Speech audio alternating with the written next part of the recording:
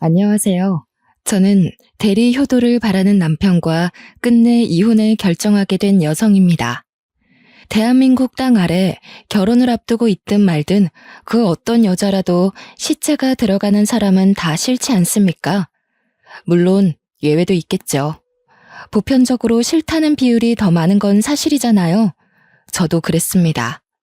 그래서 결혼하고 싶은 사람이 생기기 전까지 그것에 대해 늘 염두하고 있었고 결혼까지 나름 신중하게 고민을 많이 했었습니다.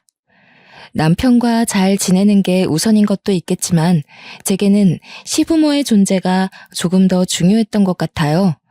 그러나 결국 눈앞에 다가온 운명의 상대를 두고 결혼을 고민하는 건 생각보다 어려운 일이더라고요. 사람은 역시 경험해보지 않으면 실감을 못하고 경험을 하더라도 두 번, 세 번의 실수를 할 수도 있다는 걸 사랑하는 사람을 겪어보면서 같이 깨달았습니다. 지금은 이혼을 한 지 한 1년 지났어요. 작년의 일을 꺼내보려고 하는데 한 가지 걱정되는 건 저 스스로 우스운 꼴을 만드는 게 아닌가 싶은 생각이 살짝 들더라는 거예요. 제게 이혼이 상처는 아니거든요. 절대 입을 가볍게 놀리려는 건 아닌데 그렇게 보는 분들이 계실까봐 조금 걱정은 되네요. 타자를 치고 있는 이 순간에도 고민은 되지만 저의 최악의 이혼 시나리오를 써가 보도록 하겠습니다. 시작부터 이런 말을 하면 믿는 사람이 얼마나 될지 모르겠지만 제가 나이 26살에 결혼을 했는데 나이 32살인 현재 아이가 벌써 4명입니다. 그러니까 저는 결혼 당시 아이를 거의 1년꼴로 임신을 했고 당연히 첫째는 허니문 베이비로 낳게 되었죠. 제가 남편을 처음 만난 건 20살 때였습니다. 남편은 대학교에서 만난 복학생 선배였어요. 군 제대를 하고 온 복학생 선배의 꼬드김에 저만 넘어가서 졸업까지 사귀게 된 겁니다.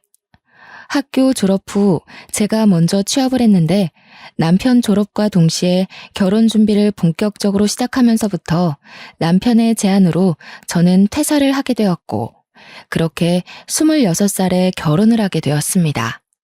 결혼을 하고 첫째를 가졌을 때 남편이 제게 그런 말을 해주더라고요. 우리 아빠가 외동으로 커서 대가족이 꿈이거든. 내가 이제 결혼하면서 우리 집에 효도를 좀 해야 되잖아. 힘 닿는 데까지 아이를 낳고 싶은데 허락해 줄 수 있어? 결혼 전만 해도 이런 얘기까지는 없었는데 사실 저희가 합가를 하게 된 것도 시부 때문이었거든요.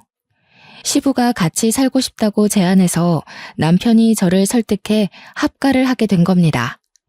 시댁이랑 지내는 게 불편했지만 어쩌겠어요. 분가는 나중에 다시 의논해보면 될 일이라고 생각했고 또 남편을 너무 많이 좋아했기 때문에 시부모에게 잘 보이고 싶은 마음도 있었습니다. 그래서 합가 조건은 이미 합의를 보고 결혼한 거라 괜찮았는데 시부가 외로움을 많이 탄다는 건 처음 알았어요. 다자녀를 생각해 본 적은 없지만 원래부터 아이를 몇 명 낳을 건지에 대해서도 의논한 적 없기 때문에 저도 노력해 보겠다고 했네요. 그렇게 시댁살이를 첫째를 가진 채로 시작했어요. 제가 남편을 만나기 전에는 시자 들어가는 사람을 싫어했다고 했잖아요.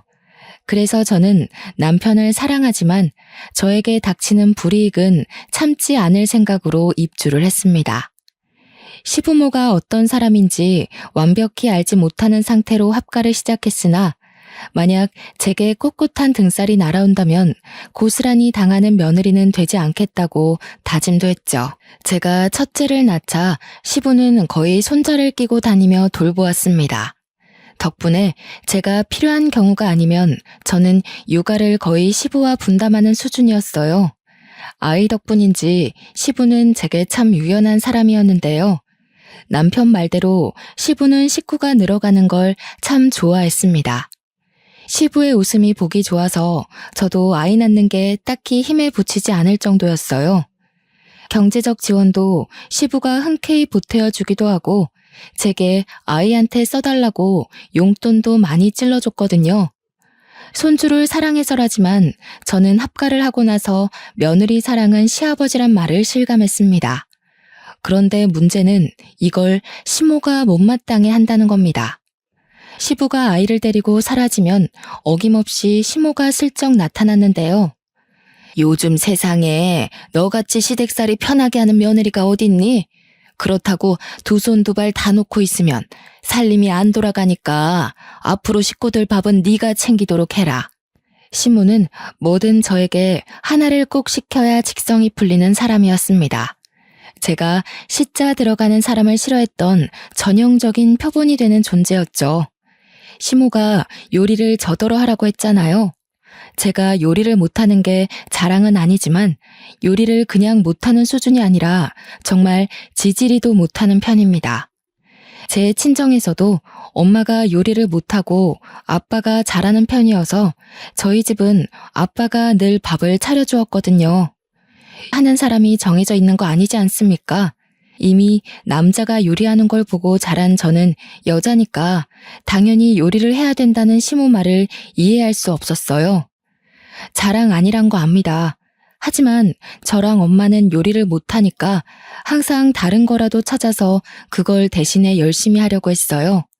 각자 잘하는 것을 하면서 한 지붕 아래에서 더불어 사는 게 가족 아닌가요? 그래서 시모한테 솔직하게 말씀드렸습니다. 요리 못한다고 했더니 시모가 하다 보면 다 하는 거라고, 자기도 시집 올 때 아무것도 못했다면서 보고 배우라네요. 할 수 없이 저는 이게 남편 집 문화라고 생각해 시모한테 요리를 배우기 시작했고, 제 나이 26살에 처음으로 요리란 걸 해보았습니다. 그렇게 배워서 차리게 된 첫 식사 자리, 시모가 입으로만 설명해줬지 저한테 뭐 하나 시범 보여주는 것도 없었거든요. 시범 보여주면 결국 자기가 다 하는 거 아니냐면서 처음부터 저 혼자 하라고 했습니다. 이왕 도전하게 된 거 저는 면접 준비할 때처럼 온갖 에너지를 쏟아서 결과물을 하나하나 만들어냈습니다. 평이 어땠냐고요? 네, 제 요리는 100% 똥이었어요. 국이며 밥이며 반찬이며 겉모습만 화려하고 그 맛은 다 똥이었습니다. 그나마 잘한 건 아무런 간도 안 한 달걀 후라이였어요. 남편은 이런 제 요리 솜씨를 이미 알고 있어서 제가 요리를 했다는 것에 크게 당황했고, 먹어보더니 오히려 시모한테 한 소리를 했습니다. 다음부턴 엄마가 해. 얘 결혼하기 전부터 요리는 진짜 못했어. 내가 웬만하면 마누라 칭찬하겠는데 요리만큼은 얘가 참 독보적이야. 쫄쫄 굶고 싶은 거 아니면 엄마가 요리하는 게 나을걸? 남편뿐만 아니라 시부까지 다들 숟가락을 빨리 내려놓았습니다. 저는 요리 부분에서 이미 이런 평가를 예상했기에 별 상처를 입지 않았어요. 오히려 제가 그 자리에서 남편 말에 동조까지 하니 시모가 더 열이 받은 얼굴이었습니다. 결국 밥그릇도 못 먹고 일어난 시부가 손자를 데리고 자리를 떴고, 남편도 그만 씻고 잘 준비하겠다며 들어가 버렸어요. 남아있는 시모만이 저를 탐탁지 않게 바라봤습니다. 너는 여자가 돼서 어떻게 요리 하나를 못하니? 결혼을 한다는 여자가 살림의 기본인 요리를 못하는 게 말이 돼? 설마 앞으로 식사 준비하기 싫어서 꼼수 쓰는 거냐? 저도 꼼수면 좋겠네요. 그런데 어머님, 왜 여자라고 다 요리 잘해야 돼요? 저희 엄마도 못하시는걸요. 그래서 아빠가 하셨어요. 그게 잘못되었다는 거야. 뭐 자랑이라고 너까지 그런 걸 고스란히 배웠어? 자고로 여자면 내 남편 먹여 살릴 내조 실력을 갖추고 있어야지. 그게 안 된다면 준비를 하고서 시집을 오는 게 맞고. 제 생각은 좀 달라요. 저희 부모님은 못하는 걸 잘못되었다고 말씀하지 않거든요. 요리 못하니까 다른 부분에서 장점을 찾아주셔요. 제가 청소 하나는 기가 막히는데 앞으로 청소는 제가 할게요. 어머님이 밥 차리세요. 뭐라고? 뭘 해? 아이고 뭐니나 맹랑한 것 좀 봐. 무슨 이런 경우가 다 있는지 모르겠네. 지금 네 일을 나한테 미루는 거냐? 미루다뇨. 원래부터 제 일만은 아니었는걸요. 어머님이랑은 저랑 같은 여자고 어떻게 보면 같은 며느리 입장이잖아요. 그러니까 같이 하면 혼자 하는 것보다 더 효율적이지 않을까요?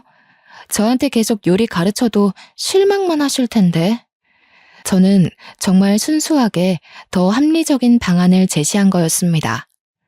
지나치게 솔직한 편이라서 제 말투가 가끔 사람들에게 오해를 받기도 하지만 솔직한 성격 때문에 이득 본 경우가 더 많아서 고쳐야겠다는 생각은 해본 적이 없어요.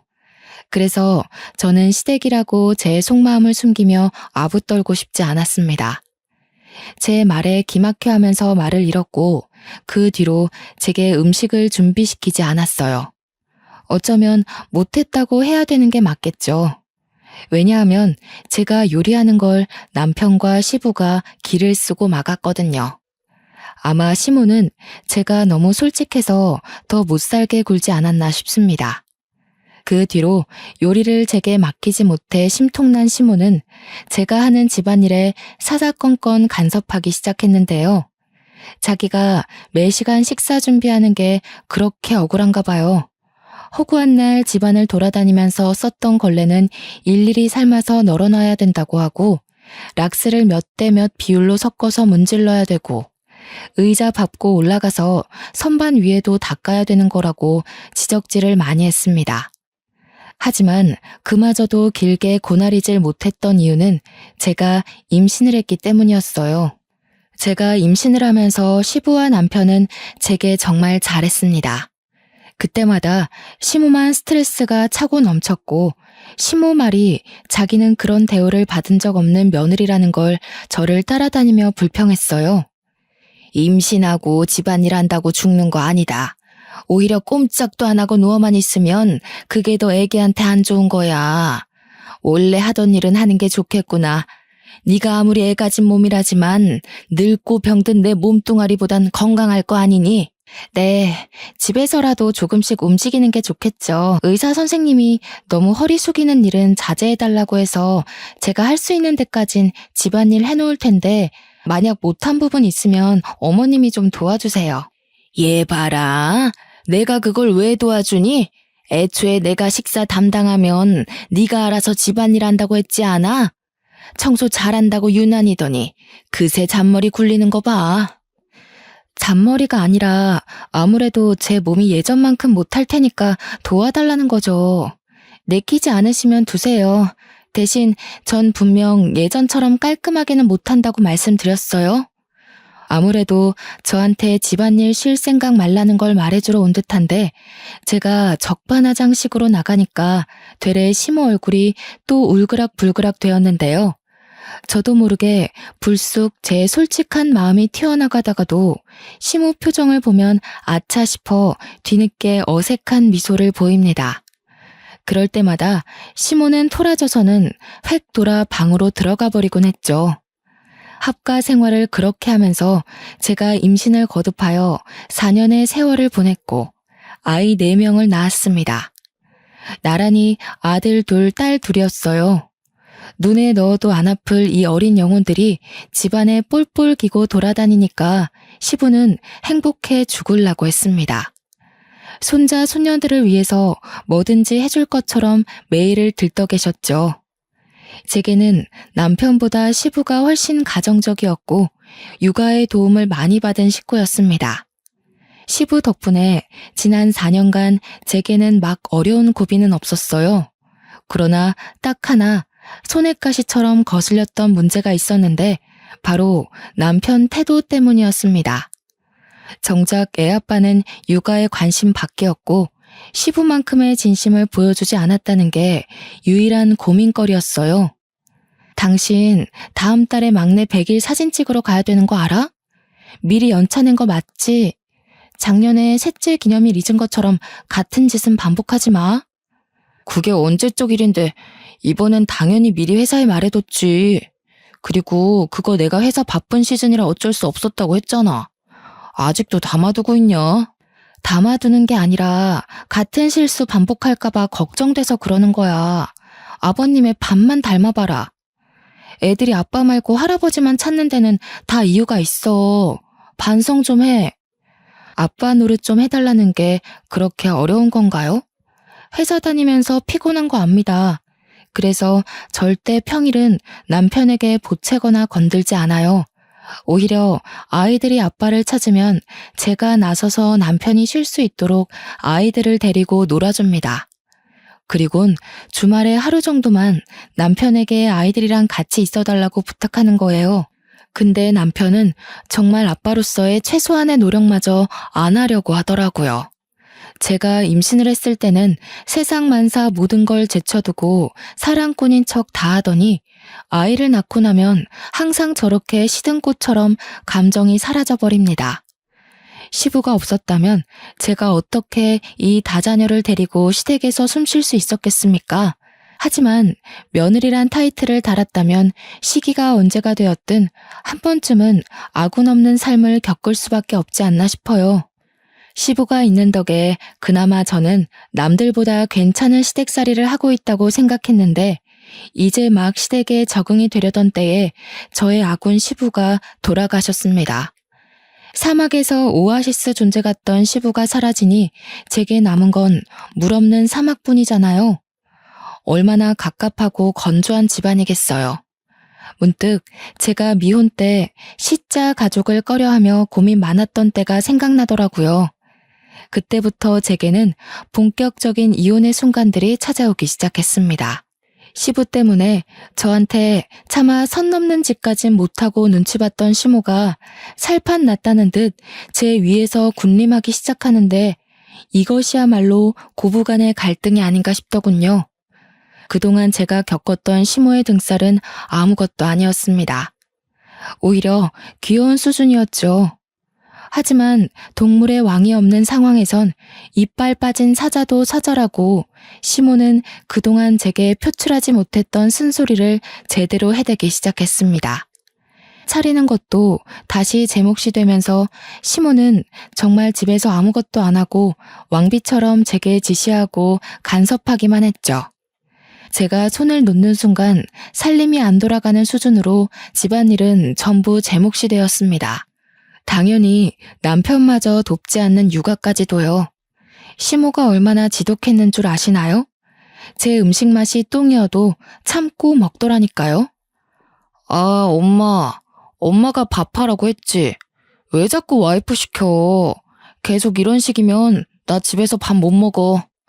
내가 손가락 관절이 나빠져서 더 이상 칼질 못해. 그리고 음식 못한다고 계속 손 놓고 있으면 나 죽고 나서는 뭐 먹고 살래? 매일 돈 주고 바깥 음식 먹을 거야? 시모의 잔소리는 저를 저격하는 것 같으면서도 남편도 함께 싸잡아 닥치게 만들었습니다. 어떻게든 저한테 주방 일을 떠맡기겠다는 시모의 의지가 제 눈에 너무도 잘 보였어요.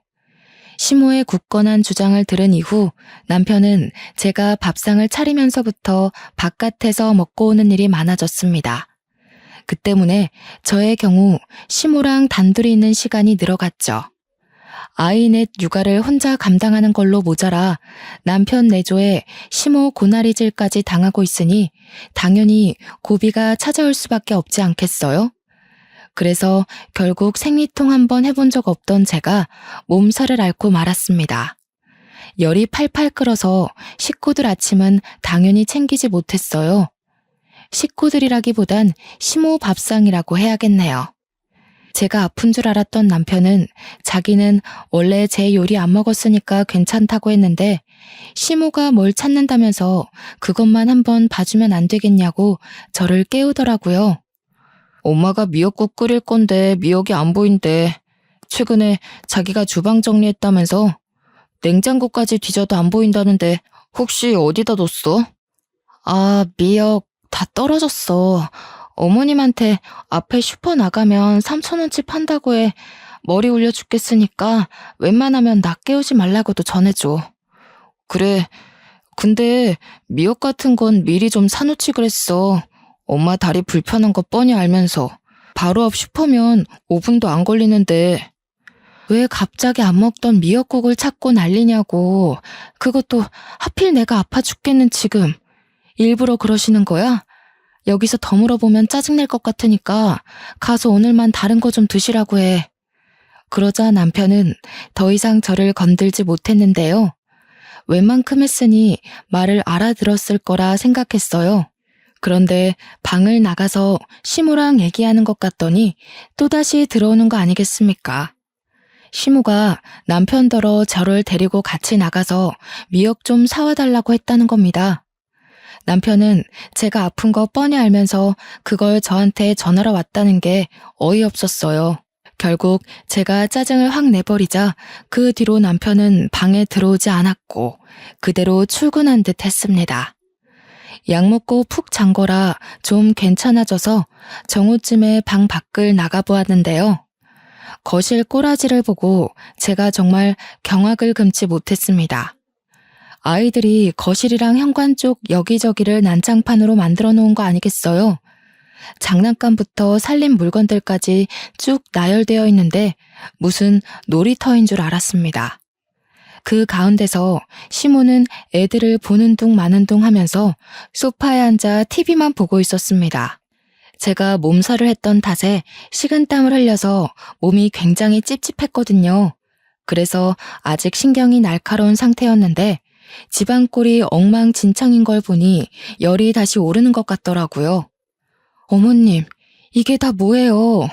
애들이 이렇게까지 하도록 놔두시면 어떻게 해요? 어른이 있는데 집안꼴이 이렇게 된다는 게 말이에요? 아무것도 안 하고 계셨으면 애들 좀 봐주시지. 뭐야? 시애미를 점심까지 굶겨놓은 사람이 뻔뻔하기도 하구나. 네 애지 내 애니? 내가 네 애를 뭐하러 보겠어? 대체 그 버르장머리 없는 말버릇은 누구한테 배운 거냐? 네가 내 시애미라도 돼? 어떻게 감히 나를 나무랄 생각을 해? 제 말 뜻은 그게 아니고요. 이거 다 치우는 건 어른 몫이잖아요. 아직 큰애가 겨우 4살인데 애들이 질서가 어딨겠어요? 생각이 있으시면 애들 좀 자제해줬어야 되는 거 아니냐는 거죠. 그게 그 말이잖아. 그러니까 네 말은 지금 내가 생각이 없어서 애들 관리도 못한다. 그거 아니냐? 아주 못돼가지고 내가 어쩌다 너 같은 애를 며느리로 들이게 됐는지 모르겠다. 네가 들어오고 나서 내가 아주 편할 날이 없어. 애새끼들만 숨풍숨풍 나와가지고 시끄러워 죽겠네.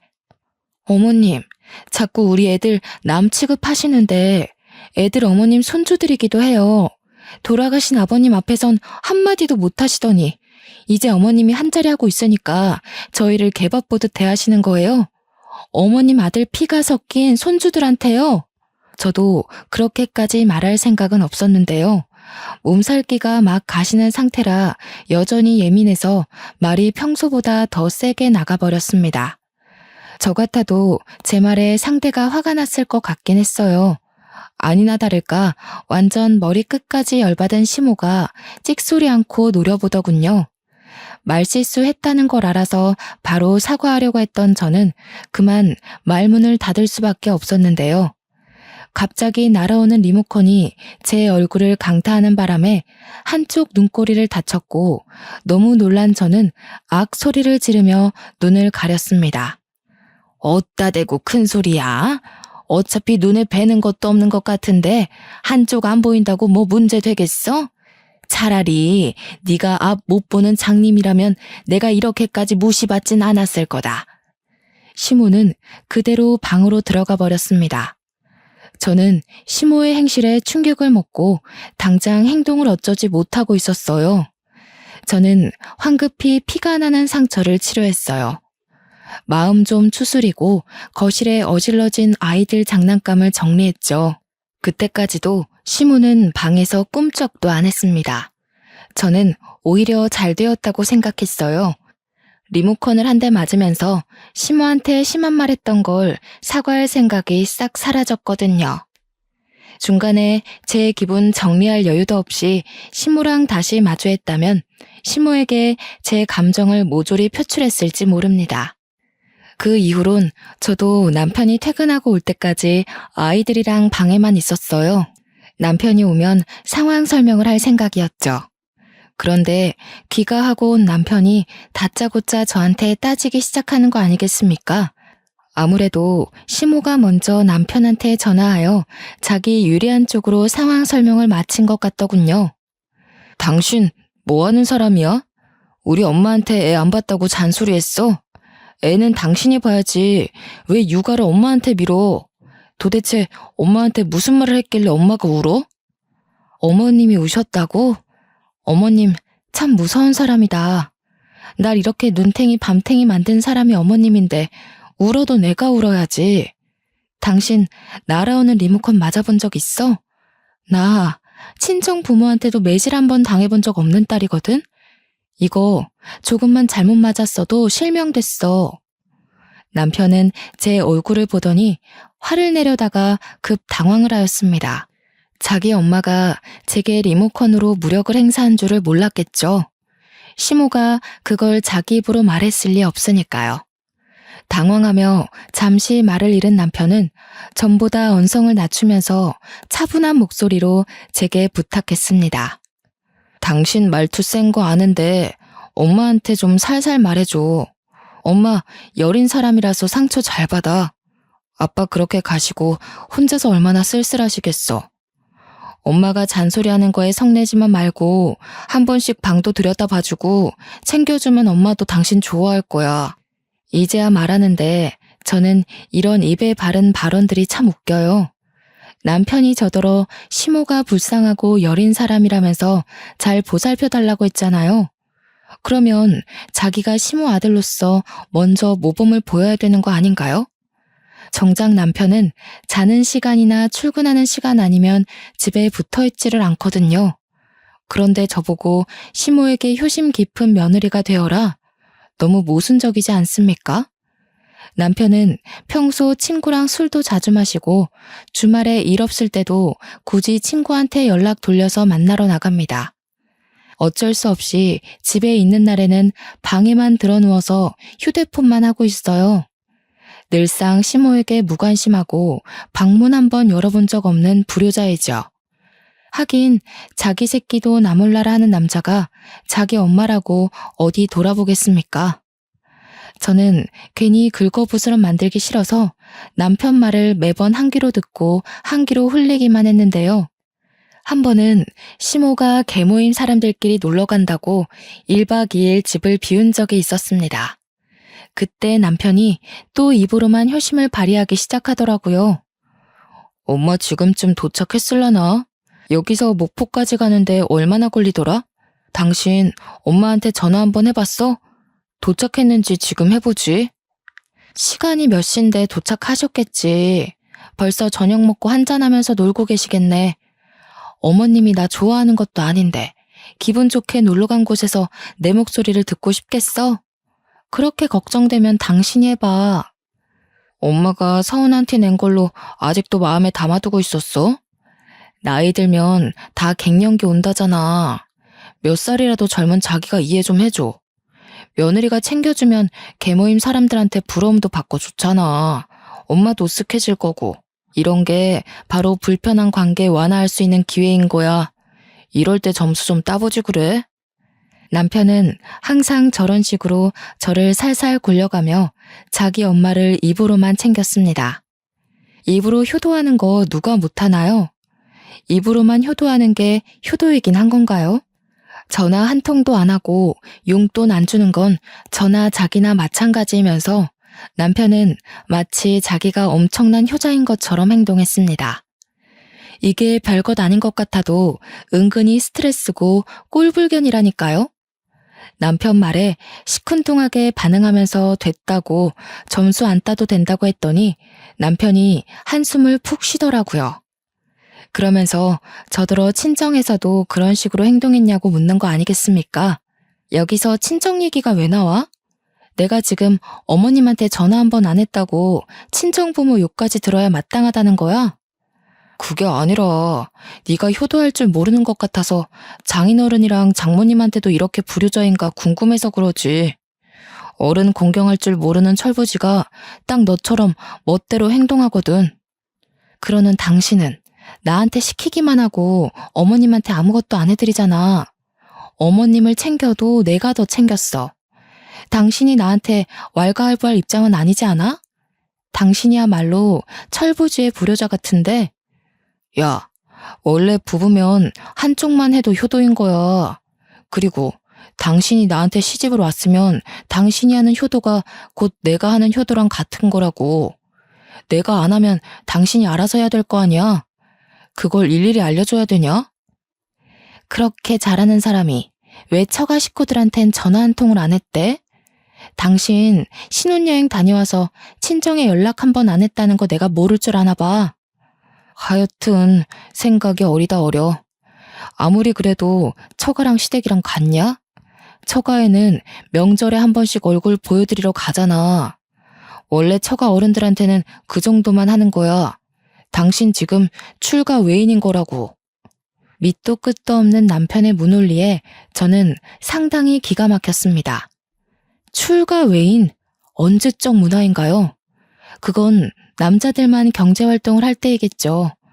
그러니까 먼 과거 먼 역사에 기록된 위대한 어머니 아버지 세대예요. 시부도 똑같이 외동이었다는데 시부는 제게 정말 가정적인 남자로 인식되어 있거든요.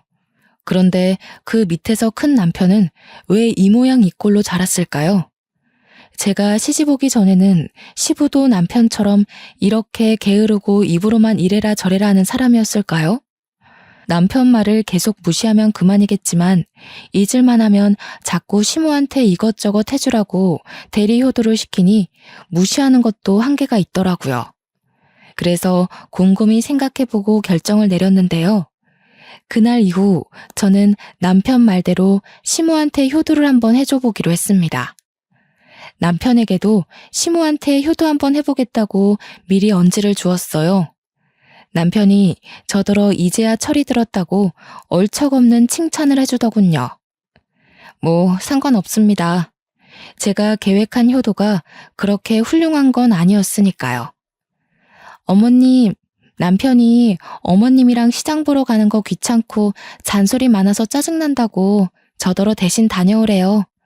기름값도 안 주면서 차 꼬박꼬박 태우고 가는 게 싫다네요. 저랑 오붓하게 걸어서 장 보러 가요. 애 같은 짓이란 거 알고 있습니다. 근데 그거 아시나요? 은근히 철부지 짓이 어른들 속 뒤집어 놓는데 최고라는 걸요. 저는 남편이 이래라 저래라 하는 걸 토시 하나 숨기지 않고 그대로 표출했어요. 평소 남편이 시모에 대해 가지고 있는 불평까지 굳이 설명해 준 뒤에 효도를 했습니다. 시모 앞에서 미소를 많이 보여주기도 했고 목소리도 상냥하게 만들었죠. 시모는 자기 외동아들의 속마음에 타격을 크게 받았는지 안 흔들리는 척 하면서도 표정이 갈수록 안 좋아지더군요. 그게 가장 티났던 때가 있었는데 바로 빨랫감 문제에서 발생했어요. 시모가 입었던 옷을 빨래 바구니에 넣고 있더라고요. 원래라면 같이 세탁했던 게 맞습니다. 하지만 평소 남편이 저한테 시모 옷이랑 자기 옷을 구분해달라고 했거든요. 그 이유를 알려주기 위해 저는 또 시모 뒤를 쫓아갔죠. 어머님, 제가 미리 말씀드린다는 걸 깜했네요. 남편이 어머님 옷이랑 자기 옷이랑 섞어서 빨지 말래요. 어머님 특유의 노인 냄새가 난다면서 그 냄새가 자기 옷에 밴다네요. 그러니까 앞으로는 어머님 옷 제가 따로 빨아드릴게요. 시모는 이때가 제가 봐왔던 표정들 중 가장 불쾌감이 드러났던 날이었습니다. 제가 시모에게 뭐 하나 해줄 때마다 시모를 향한 남편의 불평을 갖다 붙이니까 나중에는 아예 표정을 숨기지 않더라고요. 그러면서 날이 갈수록 말수는 줄어갔어요. 또 남편이 퇴근하고 집으로 오면 항상 마중하던 시모가 어느 순간부터 남편 드나드는 시간에 방구석에만 박혀 있었습니다. 남편이야 원래부터 시모한테 관심이 없었으니까 자기 엄마가 밖에 나오든 말든 아예 모르고 있었죠. 당시 모자 사이를 갈라놓을 생각으로 계획했던 것이 아닌데 본의 아니게 점점 모자 관계가 벌어지는 것이 보여서 그만해야 되나 생각했던 적도 있습니다.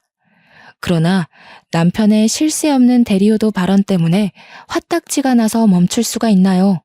게다가 시모는 남편한텐 찍소리도 안 하면서 한 번씩 제게 감정풀이를 하는데 둘이서 저를 잊을만 하면 못 살게 구니까 어디 저도 참아줄 순 없겠더라고요. 그러니 저의 불편한 효도는 계속될 수밖에 없었습니다. 한 번은 놀러 간다는 시모가 남편한테 용돈을 받았는데 금액이 너무 적다고 시모가 남편에게 쓴소리하고 있더라고요.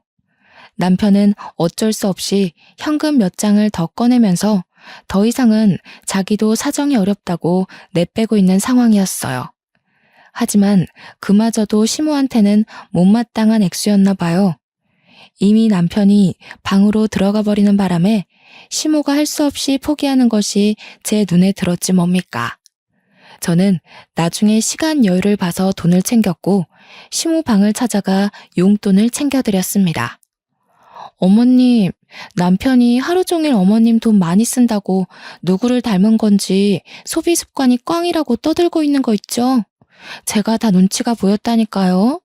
그래서 용돈 좀 더 찔러드리려고요. 괜히 남편한테 더 달라고 해서 욕먹지 마시고 이거 챙겨가세요. 이번에는 시모가 좀 제대로 화가 난 것 같았습니다. 갑자기 벌떡 일어난 시모가 장롱 안에서 흰 봉투를 꺼내들더니 방을 박차고 나가는 거 아니겠습니까? 방에서 쉬고 있는 남편에게 찾아가선 남편 얼굴에다가 돈 봉투를 던지더라고요. 이 썩을 놈아, 가져가라 가져가. 더럽고 치사해서 내가 네 돈 안 쓴다. 내가 너를 어떻게 키웠는데 뼈 빠지게 고생하면서 먹여주고 입혀주고 다 했더니 애미한테 그깟 돈 하나 쓰는 게 그리도 억울했냐? 이 불효자식. 왜 이래 엄마? 미친 거야? 밑도 끝도 없이 사람 얼굴에다 뭘 던지는 거야? 와이프한텐 리모컨 던진 걸로 모자라 나한테까지 던져? 애들이 보고 뭘 배우겠어. 그래 미쳤다 이놈아. 감히 지애미를 짐짝 취급해? 썩을 놈. 그리 애미가 보기 싫으면 내 집에서 당장 꺼져. 여기 내 집이니까 나 보기 싫으면 나가 살아. 시모의 성화에 남편은 앞뒤 사정을 묻지도 않고 시모에게 짜증을 버럭 내며 집을 나가버렸습니다. 시모는 이미 닫혀버린 문에다 대고 계속 남편 욕을 해댔는데요. 저는 황급히 아이들을 데리고 방 안으로 대피했습니다. 그렇게 나갔던 남편은 내내 연락이 없더니 몇 시간 뒤에 알아서 귀가를 했는데 술을 진탕 먹고 들어왔더라고요. 아이들은 자고 있었고 저는 막 막내를 재우고 온 터라 손에 젖병을 든 채로 남편을 맞이했습니다. 왜 이렇게 술을 많이 먹었냐고 나무랐는데 남편은 저를 밀치더니 그대로 시모 방에 들어가는 거 있죠. 그러면서 자고 있는 시모를 향해 고함을 쳐서 깨웠습니다. 화들짝 놀라서 일어난 시모에게 욕을 하기 시작했죠. 그건 저도 놀랐기에 쫓아가 남편을 말렸는데요. 남편이 저한테도 욕을 하면서 갑자기 우리 친정까지 들먹이는 거 아니겠어요? 꼭 노땅들이 이래요. 세상에서 다 없어져 버려야 돼. 늙고 병든 사람들이 빨리빨리 자리를 안 비켜주니까 사회가 이 모양이지. 아무짝에 쓸모없는 것들. 엄마 같은 사람들이 이 사회에서 하는 게 뭐야? 듣자 하니 남편은 직장에서 늙은 상사한테 받는 스트레스가 많은 듯 했습니다. 자기 부모한테 효도해야 된다는 의무감과 직장 내 스트레스가 부딪혀서 이렇게 폭발해버린 것 같았어요. 저한테 대신 효도를 시킨 것도 아마 그런 이유였겠죠. 그것까진 이해해 볼 수 있었습니다. 그렇다고 제 친정 부모를 욕하는 걸 봐줄 순 없었어요. 육아를 나몰라라 하는 것도 이해할 수 없고요. 세상에 힘든 사람 자기 하나입니까? 세상 모든 사람들이 다 다른 모양으로 스트레스를 받아요. 스트레스 없이 사는 사람 한 명도 없습니다. 그런 사람들이 다 남편처럼 무책임하게 행동하지 않거든요. 다른 사람도 아니고 남편이 제 친정부모를 욕했다는 것에 화난 저는 들고 있던 애기 젖병으로 남편 싸대기를 후려쳤습니다. 남편이 힘든 건 힘든 거고 잘못된 건 혼이 나야 하니까요. 술 기운 때문에 정신 못 차리고 있던 남편은 그대로 벌러덩 쓰러져 버렸고 점점 수면 속으로 빠져들었어요. 그러는 와중에도 남편은 시모 챙기기 귀찮다고 욕을 읊조리더라고요. 그 모습이 정말 최악이었죠. 시모는 진심으로 충격받아 자기 아들의 가슴팍을 두어 번 팼습니다. 그리곤 화딱지 나는지 베란다로 가서 분을 식이고 있었어요. 어머님, 괜찮으세요? 남편이 회사에서 스트레스가 많았나 봐요. 그래도 저희 부모님 욕까지 할 줄은 몰랐는데 솔직히 저도 실망 많이 했어요. 어머님도 놀라셨죠? 사실 남편이 제 부모님 욕은 속으로 했을지 몰라도 어머님 욕은 저한테 매일같이 하더라고요. 내가 정말 전생에 큰 죄를 지은 게지. 자식 꼴마저 저 모양이니 안 되겠다. 너희 그냥 분가하거라. 나 이렇게는 못 산다. 저런 자식 나도 필요 없어. 그건 힘들 것 같아요. 저희 부모 욕하는 남자를 쪽팔려서 어떻게 데리고 살겠어요? 그건 저희 부모님한테 불효잖아요. 이미 제가 이렇게 사는 것도 친정한테 불효인걸요. 그러지 말고 어머님이 평생 데리고 살면서 남편한테 효도하는 법 좀 가르쳐 주세요. 남편이 자기가 효도하기 귀찮다고 저한테 시키기만 하더라고요. 제 말에 대답도 못하고 얼척없어하는 시모에게 저는 빙긋 웃어주고 돌아섰습니다. 그렇게 다음날 저는 이혼서에 도장을 찍었고 기절해 있는 남편 배 위에 올려놓았죠. 이렇게 갑자기 시댁을 나오게 될 줄은 몰랐는데 상황이 마침 타이밍이었던지라 급하게 나오게 되었습니다. 제가 차가 없었는데 친정까지 가는 데는 그리 어렵지 않았어요. 택시도 잘 안 잡히는 곳이었는데 젊은 여자가 짐이랑 어린 아기들을 넷이나 달고 있으니 사람들이 택시를 양보해 주더라고요. 연락을 하고 친정으로 갔기 때문에 친정에서는 저를 목 빠지게 기다리고 있었습니다. 친정 부모님은 다른 사정은 일부러 묻지 않고 아이들을 먼저 챙겨주셨어요. 그리고 그날 저녁 남편한테 전화가 왔는데 시모한테 상황 설명을 다 듣고 연락을 했더라고요. 제가 전화를 안 받으니 문자로 성질을 내다가 회유하길 반복하면서 일관되지 못한 태도를 보였습니다. 참 가벼운 사람처럼 보였어요.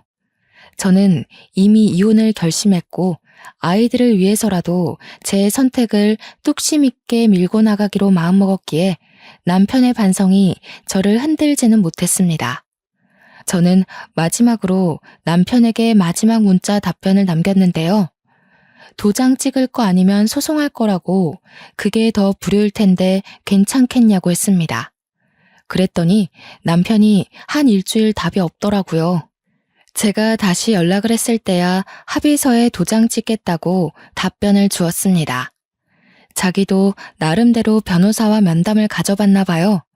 저한테 별다른 소송 얘기는 언급 안 하는 것을 보니 변호사도 남편한테 불리한 싸움이 될 거라고 말해준 것 같았습니다. 다른 분들은 이혼이 어땠는지 모르겠지만 저한테는 이혼까지 가는 과정이 어려웠을 뿐 막상 이혼은 간결하게 이루어졌습니다.